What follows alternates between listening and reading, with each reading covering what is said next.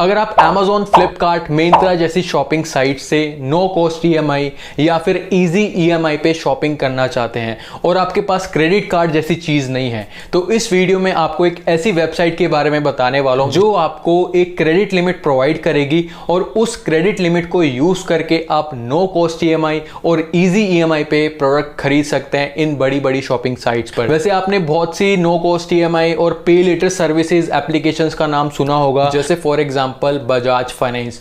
तो यहां पर हम बजाज फाइनेंस के थ्रू नो कॉस्ट ईएमआई पे शॉपिंग कर सकते हैं ऑफलाइन और ऑनलाइन, लेकिन बजाज फाइनेंस पर अकाउंट बनाने के लिए हमें पहले 1000 रुपीज पे करने पड़ते हैं।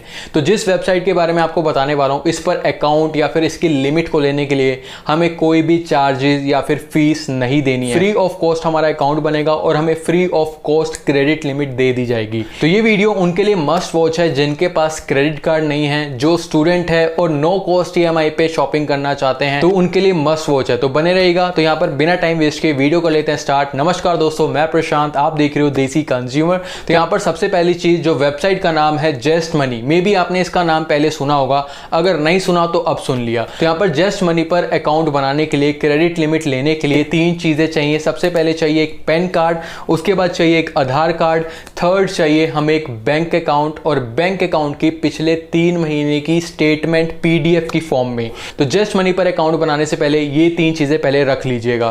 तो यहां पर अब चलते हैं सीधा जस्ट मनी की वेबसाइट पर। मैं आपको बता देता हूं कैसे अकाउंट बनेगा। तो यहां पर सबसे पहले आप देख सकते हैं हमें ग्रीन कलर का एक ऑप्शन देखने को मिल जाता है, गेट क्रेडिट लिमिट। इस ऑप्शन पे आपको क्लिक करना है। नेक्स्ट पेज पे आपको अपना फोन नंबर फिल करना है और ओटीपी के थ्रू जो है वेरीफाई कर लेना है।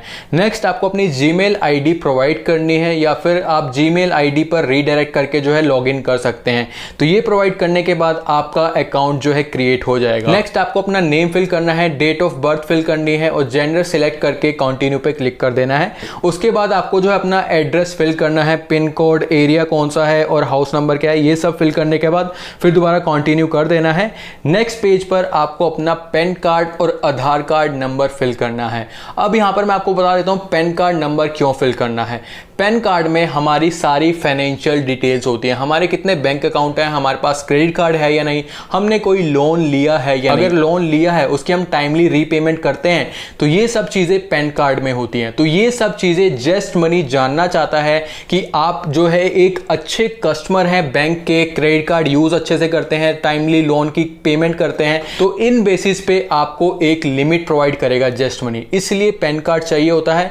आधार कार्ड किस लिए चाहिए? आधार कार्ड चाहिए नो योर कस्टमर, कि कस्टमर जेन्युइन है या नहीं, इसलिए आधार कार्ड चाहिए होता है। तो पैन कार्ड और आधार कार्ड का नंबर फिल कर देना है और सबमिट कर देना है। नेक्स्ट पेज पर आपको अपना ऑक्यूपेशन बताना है कि आप सेल्फ एम्प्लॉयड हैं, जॉब करते हैं या फिर स्टूडेंट हैं। तो यहां पर आप सेल्फ एम्प्लॉयड का ऑप्शन चूज करना और नेक्स्ट आपको इनकम बतानी है, मंथली आप कितना कमाते हैं। तो यहां पर नॉर्मली आप 30,000 फिल कर देना। उसके बाद आपको बताना है कि आप फैमिली के साथ रहते हैं, फ्रेंड्स के साथ रहते हैं या अकेले रहते हैं, तो फैमिली चूज कर लीजिएगा। उसके बाद आपको बताना है मंथली आपका कितना खर्चा होता है, 6 से 9,000 कर लीजिएगा। तो यहां पर मैंने यही लिया था। तो यहां पर ये सब डिटेल्स फिल करने के बाद फाइनली आपका अकाउंट क्रिएट हो जाएगा। लेकिन अभी भी आपको क्रेडिट लिमिट प्रोवाइड नहीं की गई है। तो यहां पर अब काम आ जाता है बैंक की पीडीएफ फॉर्म में, जो मैंने आपको स्टेटमेंट बताई थी स्टार्टिंग में, उसको आपको फिल करना होगा, सबमिट करना होगा। तो यहां पर आप देख सकते हैं वेरीफाई योर इनकम का ऑप्शन दिख रहा है, कंटिन्यू पे क्लिक करना है। उसके बाद आपको अपना बैंक सिलेक्ट करना है जिसकी आप स्टेटमेंट जो है सबमिट करवाएंगे। तो यहां पर जो मेरा बैंक है स्टेट बैंक ऑफ इंडिया है, तो यहां पर मैं चूज कर लेता हूं। नेक्स्ट पेज पे आपको 2 ऑप्शन देखने को मिलेंगे, नेट बैंकिंग के थ्रू या फिर अपलोड स्टेटमेंट। तो यहां पर आप नेट बैंकिंग के थ्रू भी जो है अपलोड कर सकते हैं अपनी स्टेटमेंट,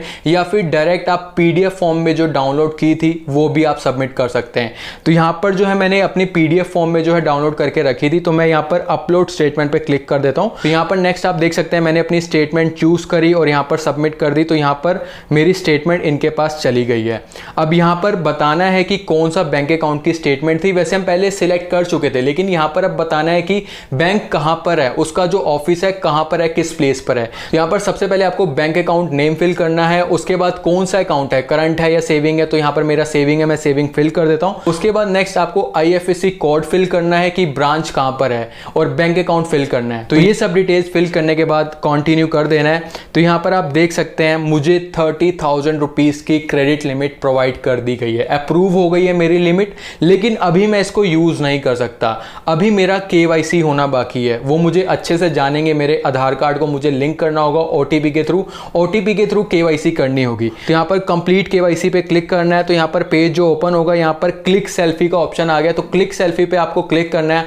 आपको एक अपनी सेल्फी क्लिक कर जो है भेजनी है। साथ में नेक्स्ट आपको आधार कार्ड की KYC करनी है। वो आप OTP के थ्रू भी कर सकते हैं या फिर आधार कार्ड की फोटो क्लिक करके भी आप सबमिट कर सकते हैं। दोनों में से जो आपका मन हो वो कर सकते हैं। तो यहाँ पर मेरा OTP में कोई प्रॉब्लम आ रही थी तो मैंने फोटो क्लिक करके सबमिट किया था।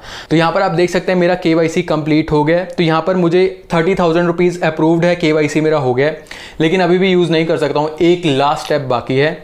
तो यहाँ पर जो है अब मुझे ऑटो रीपेमेंट का ऑप्शन ऑन करना होगा। ये चीज किस लिए? ये जस्ट मनी अपनी सेफ्टी के लिए कर रहा है और हमारी भी सेफ्टी के लिए कर रहा है एक चीज। तो यहाँ पर जस्ट मनी के बाई चांस कुछ लोग ऐसे होते हैं कि पेमेंट नहीं करते हैं, पैसा तो यूज कर लेंगे इनका लेकिन रीपेमेंट नहीं करते हैं।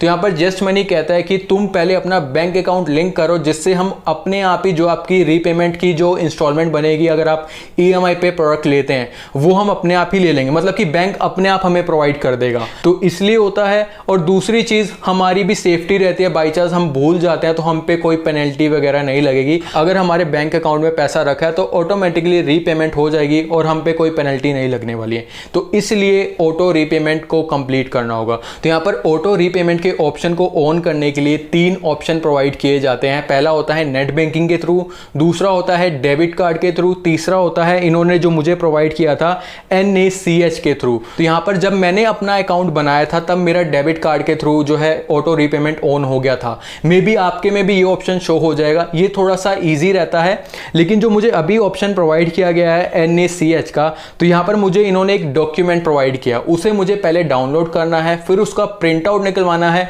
एक जो है उन्होंने कॉलम दिया होगा, वहां पर मुझे साइन फिल करना है और उसकी फोटो क्लिक करके इनकी जो वेबसाइट है उस पर अपलोड कर देना है। तो यहाँ पर मेरा अकाउंट जो है एक्टिवेट हो जाएगा प्रॉपर तरीके से। मैं उसको यूज कर पाऊंगा फ्लिपकार्ट, अमेजॉन, मिंत्रा जैसी शॉपिंग साइट पर। तो इस तरीके से आपको लिमिट मिल जाएगी। और यहां तक मैंने ये सुना है स्टूडेंट को 30-30, 40-40 हजार रुपए तक की लिमिट मिल रही है, और जो कि वो नो कॉस्ट EMI पे यूज कर सकते हैं उस लिमिट को। इसका काफी तगड़ा फायदा है। तो अब आपको मैं बता देता हूं कैसे जस्ट मनी को यूज करना है। तो मैं आपको ले चलता हूं अपने जस्ट मनी के अकाउंट पर। तो यहां पर जैसे कि आप देख सकते हैं मुझे जस्ट मनी की तरफ से 31,500 रुपीज की लिमिट प्रोवाइड की गई है। मतलब इतने रुपए का कोई भी प्रोडक्ट खरीद कर मैं उसको EMI में कन्वर्ट करवा सकता हूं, जो कि काफी अच्छी चीज है। तो अब यहां पर फाइनली मैं आपको बता देता हूं जस्ट मनी को कैसे यूज करना है। तो इसको यूज करने के 2 तरीके हैं। एक तो है डायरेक्ट तरीका कि हम फ्लिपकार्ट, अमेजॉन की शॉपिंग साइट पर जाकर कोई भी प्रोडक्ट देखा, जैसे कोई स्मार्टफोन लेना है 20,000 रुपए का, उसको कार्ट में ऐड किया, पेमेंट पेज पर गए, वहां पर आपको EMI का ऑप्शन दिख जाएगा। EMI के ऑप्शन पर क्लिक करना है, वहां पर आपको जस्ट मनी का EMI ऑप्शन दिख जाएगा। उसको ओपन किया, वहां पर टेन्योर बने आ जाएंगे, 3 मंथ्स, 6 मंथ्स, 9 मंथ्स, 12 मंथ्स। तो यहां पर अगर आप 3 मंथ्स की EMI कन्वर्ट करवाते हैं, टेन्योर लेते हैं, तो आपको कोई भी चार्जेस, कोई भी फीस नहीं देनी। 0 कॉस्ट EMI है, नो कॉस्ट EMI है। अगर आप 6 मंथ्स, 9 मंथ्स, 12 मंथ्स का कन्वर्ट करवाते हैं तो वहां पर आपको 0 कॉस्ट EMI नहीं मिलेगी, आपको चार्जेस और जो फीस है वो पे करनी पड़ेगी, जो कि नॉर्मल सी बात है। क्रेडिट कार्ड वाले भी पहले 3 महीने पे नो कॉस्ट EMI देते हैं, हद से ज्यादा 6 महीने तक नो कॉस्ट EMI देते हैं, उसके बाद वो चार्ज करते हैं अगर हम 9 या 12 महीने के अगर EMI में कन्वर्ट करवाते हैं। तो ये चीज को आप ध्यान रखिएगा। तो पहले 3 महीने पे कोई भी हमें चार्जेस नहीं पे करने हैं। तो ये था एक तरीका, डायरेक्ट हम खरीद सकते हैं। दूसरा तरीका है जस्ट मनी की एप्लीकेशन को ओपन करना है। यहां पर आपको फ्लिपकार्ट, अमेजॉन का ऑप्शन दिख जाएगा, जिससे आप जो है गिफ्ट वाउचर परचेज करके शॉपिंग कर सकते हैं। जैसे अमेजॉन का गिफ्ट वाउचर आता है, फ्लिपकार्ट का गिफ्ट वाउचर आता है, उस तरीके से मैं बोल रहा हूं। तो यहां पर जैसे कि आप देख सकते हैं मैं फ्लिपकार्ट का गिफ्ट वाउचर खरीदना चाहता हूं, तो मैं इस पर क्लिक करूंगा तो यहां पर 2 ऑप्शन आ जाएंगे, क्रिएट वाउचर और एक आएगा फ्लिपकार्ट पर जाकर शॉपिंग करो, जो कि मैं पहले ही आपको बता चुका हूं डायरेक्ट तरीका। तो यहां पर जैसे मैं क्रिएट वाउचर पे क्लिक करता हूं तो यहां पर जो वाउचर अमाउंट शो कर रहा है 31,500 रुपीज की जो कि मेरी क्रेडिट लिमिट है। तो यहाँ पर मुझे इतने का तो गिफ्ट वाउचर चाहिए ही नहीं, मुझे चाहिए 3000 रुपये का सिर्फ। तो यहाँ पर मैं इसको इरेज करूँगा, यहाँ पर 3000 फिल कर दूंगा और कर दूंगा सिलेक्ट EMI प्लान। तो नेक्स्ट पेज पर मैं आ जाऊँगा। तो यहाँ पर मेरा 3000 रुपये के गिफ्ट वाउचर का जो है EMI में कन्वर्ट हो जाएगा, मुझे मंथली पे करना पड़ेगा वो 3000 रुपये। तो यहाँ पर आप देख सकते हैं 2 months, 3 months, 4 months, 6 months, 9 months, 12 months, maximum 12 months तक हम EMI में कन्वर्ट करवा सकते हैं। तो यहाँ पर जैसे मैं 2 मंथ्स की EMI कन्वर्ट करवाना चाहता हूँ अपने 3000 रुपीज़ के गिफ्ट वाउचर को, तो यहाँ पर 2 मंथ्स को कन्वर्ट करवाने के लिए मुझे 117 रुपये जो है प्रोसेसिंग फीस देनी पड़ेगी और मुझे हर महीने 1550 रुपये पे करने पड़ेंगे 2 महीने के लिए। तो यहाँ पर आप कहेंगे कहाँ से नो कॉस्ट EMI हुआ, यहाँ पर हमें प्रोसेसिंग फीस देनी पड़ रही है और 50 रुपये हर महीने एक्स्ट्रा देना पड़ रहा है, तो मतलब टोटल 217 रुपये देने पड़ रहे हैं। तो कहाँ से नो कॉस्ट EMI हुआ? तो यहाँ पर जो 50 रुपये एक्स्ट्रा देने पड़ रहे हैं 2 मंथ के लिए, जैसे ही हमारी रीपेमेंट डिडक्ट होगी हमारे बैंक अकाउंट में से, तो उसमें से 39 रुपीज़ हमें वापस मिल जाएंगे। सिर्फ 11 रुपये एक्स्ट्रा लग रहे हैं, लेकिन जो प्रोसेसिंग फीस है वो कंपल्सन है, वो वापस नहीं आएगी, वो तो देनी पड़ेगी।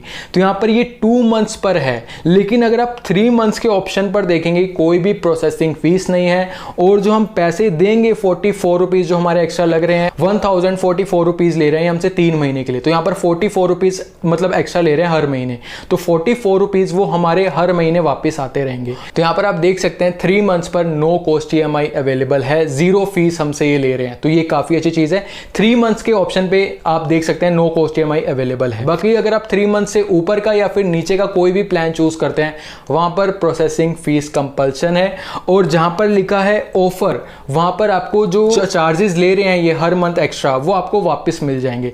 तो ये चीज का आप ध्यान रखिएगा। तो यहां पर जो है ये जस्ट मनी का मिंत्रा, फ्लिपकार्ट, Amazon और दूसरी शॉपिंग साइट के साथ टाई अप है। तो जस्ट मनी को आप छोटा मत समझिएगा कि मतलब कि कोई फ्रॉड वाली कंपनी, ऐसा कुछ नहीं है।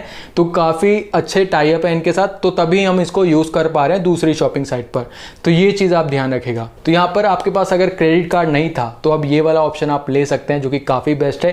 तो यहाँ पर अब बात करें, अगर हम टाइमली रीपेमेंट नहीं करते अपनी इंस्टॉलमेंट तो क्या होगा? तो बिल्कुल वैसे ही होगा जैसे हम किसी को अपना चेक देते हैं और कहते हैं कि हमारे बैंक अकाउंट में से रिडीम करवा लियो, पैसे ले लियो।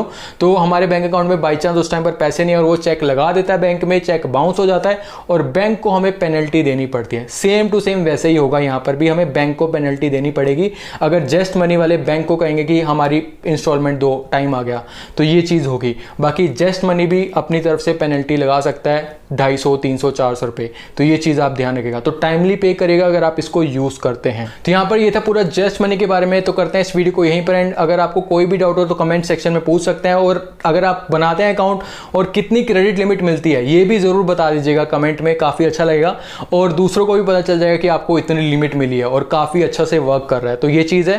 तो अगर आपको वीडियो अच्छी लगी तो वीडियो को लाइक कर दीजिएगा। अगर आप इस चैनल बनाए तो चैनल को सब्सक्राइब करके बेल आइकन दबा दीजिए। तो मिलते हैं आपसे किसी वीडियो में, तब तक के लिए ओके, टाटा, बाय बाय।